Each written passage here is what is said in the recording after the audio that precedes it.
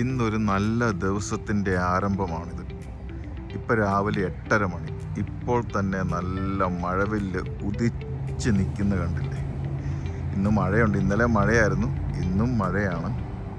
അപ്പം ഞാൻ നിങ്ങളെ ഇപ്പോൾ കാണിക്കാൻ വന്നിരിക്കുന്ന ഒരു സ്ഥലം എന്ന് പറയുന്നത് ഇവിടുത്തെ സീനിയർ സിറ്റിസൺസ് ആയിട്ടുള്ള ആൾക്കാർ താമസിക്കുന്ന ഒരു സ്ഥലമാണ്. ഇത് ആക്ച്വലി ഒരു മൊബൈൽ ഹോംസാണ്. അതായത് ഇവരെല്ലാം നല്ല രീതിയിൽ ജീവിച്ചവരും ഇവരെല്ലാം നല്ല തരത്തിൽ ജീവിച്ച് വലിയ വലിയ വീടുകളിൽ താമസിച്ച ആൾക്കാരാണ്.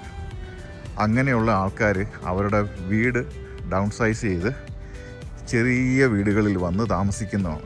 കാരണം അവരുടെ വീടുമെല്ലാം വിറ്റ് അവർ ജോലിയിൽ നിന്ന് റിട്ടയർമെൻറ്റും എല്ലാം എടുത്തതിന് ശേഷം ചെറിയ സ്ഥലത്ത് മൊബൈൽ ഹോം എന്ന് പറഞ്ഞ ഇതെല്ലാം മൊബൈൽ ഹോമാണ്. അതായത് നമുക്കിത് ലോറിയിൽ എടുത്തുകൊണ്ട് പോകാൻ പറ്റും. ഇങ്ങനെയുള്ള വീടുകളിൽ വന്ന് ഇവർ സമാധാനത്തോടെ ജീവിക്കുന്നതാണ്. ഇതിൻ്റെ അകത്തൊരു 10,000-ത്തിലധികം വീടുകളുണ്ട്.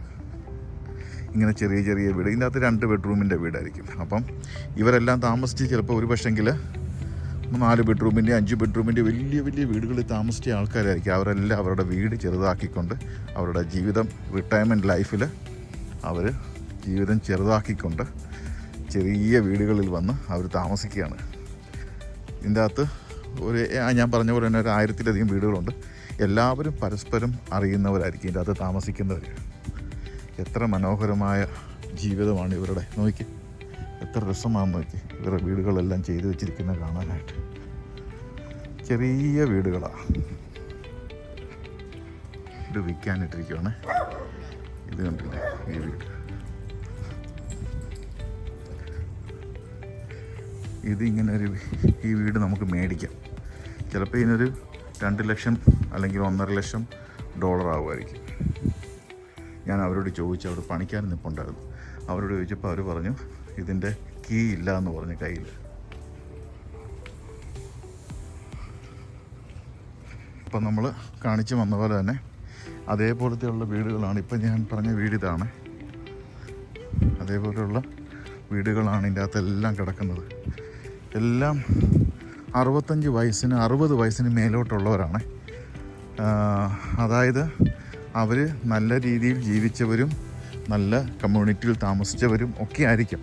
പക്ഷേ അവർക്ക് റിട്ടയർമെൻറ്റ് ലൈഫ് വരുമ്പോഴത്തേക്ക് പിന്നീട് അവർക്ക് വീടിൻ്റെ മെയിൻ്റെനൻസ്, വീടിൻ്റെ ഇൻഷുറൻസ്, വീടിൻ്റെ ടാക്സ്, വീട് കൊണ്ടു നടക്കുന്ന പ്രയാസങ്ങൾ അങ്ങനെയെല്ലാം വരുമ്പോൾ ആ വീട് അവർ നല്ല പ്രൈസിന് വിറ്റിട്ട് അതിൻ്റെ ഒരു 1/4 പ്രൈസിന് ഇങ്ങനെയുള്ള വീട് മേടിക്കും.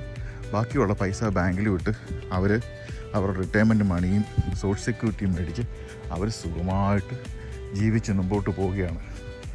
അവർക്ക് വേറെ ഒന്നിനെക്കുറിച്ചും അറിയില്ല, വേറെ ഒന്നിനെക്കുറിച്ചും അറിയേണ്ട കാര്യമില്ല. ചെറിയ സൗകര്യത്തിൽ അവർ സന്തോഷമായിട്ട് ജീവിച്ചു പോകുന്നു. എന്ത് സമാധാനം.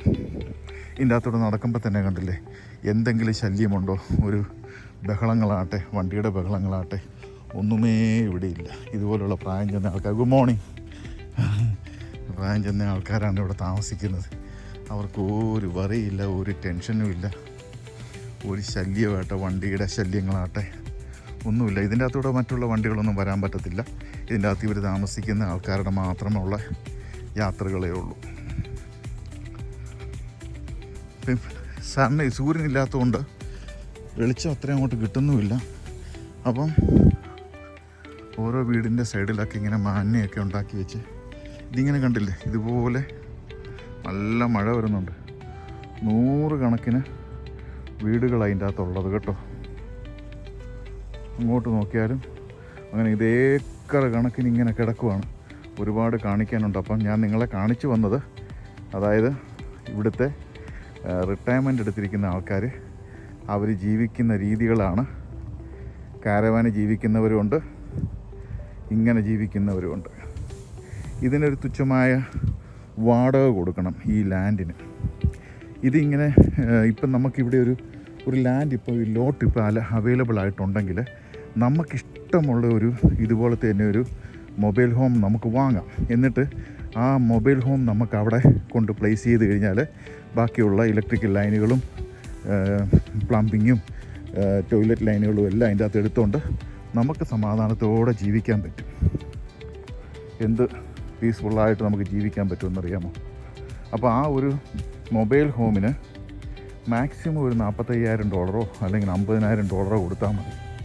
നമ്മളൊരു വീട് മേടിക്കണമെങ്കിൽ $5 ലക്ഷം $6 ലക്ഷം കൊടുക്കുന്നതിന് പകരം ഒരു $40,000 കൊടുത്തുകൊണ്ട് പിന്നെ മാസം ഒരു $500-600 വെച്ച് ഈ സ്ഥലത്തിന് ഈ ലാൻഡിനുള്ള പൈസയും പിന്നെ അവർ ഉപയോഗിക്കുന്ന ഇലക്ട്രിസിറ്റിയുടെ ലൈനും ഒക്കെ കൊടുത്താൽ മതി. എന്ത് സൗകര്യമായിട്ട് അവർക്ക് അവരുടെ ലൈഫ് ജീവിച്ച് തീർക്കാൻ പറ്റും. ഇങ്ങനെ കണ്ടില്ലേ 118 100 ഇങ്ങനെയൊക്കെ കാണിച്ച് 117 എന്നൊക്കെ കാണിച്ച് ഇത് കണ്ടില്ലേ, അത് മെയിൽ ബോക്സാണ് കേട്ടോ. അത് ഈ ആൾക്കാർ മെയിൽമാൻ വന്നിട്ട് ഇതിൻ്റെ അകത്താണ് അവരവരുടെ വീട്ടിലെ മെയിൽ ബോക്സിൽ കൊണ്ട് മെയിൽ ഇട്ടിട്ട് പോകും. അതിനുള്ള സാധനമാണ് ഈ ഫ്രണ്ടിൽ കാണിക്കുന്നത് കേട്ടോ. ഇത്